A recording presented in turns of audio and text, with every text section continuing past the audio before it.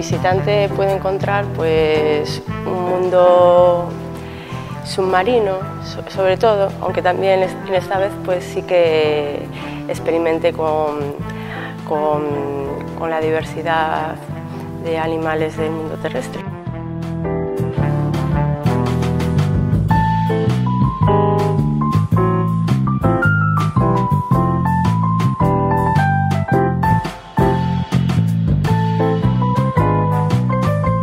Sobre todo un mundo oceánico, submarino, de seres mutantes, diversificados, híbridos, pues para un poco como hablar y como para poner como metáfora de la diversidad que tenemos en el mundo.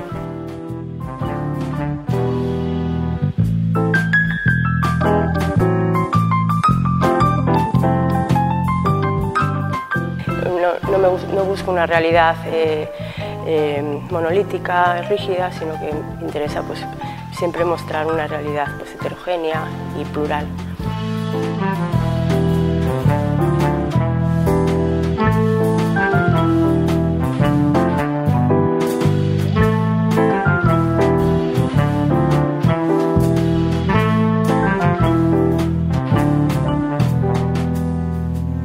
Hay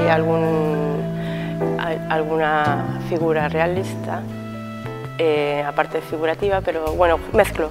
La verdad me gusta mezclar el realismo con la figuración no realista, pero si no, no busco el realismo para nada.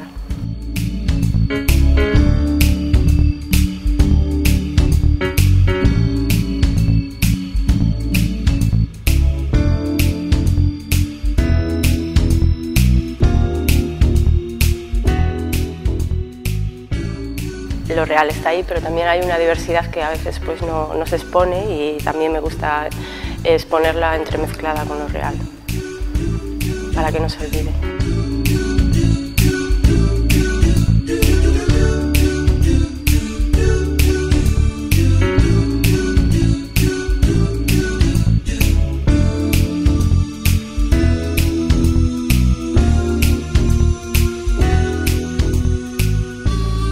Empecé estudiando en Pontevedra, pero luego terminé la carrera en Valencia y allí pues tuve unos profesores muy interesantes. Me ampliaron un poco las miras estéticas de disciplinas del mundo del arte y ahí empecé pues a moverme en otras aguas y he estado experimentando y haciendo pues performance. Es difícil a veces porque parece como que si te dedicas a todo pues no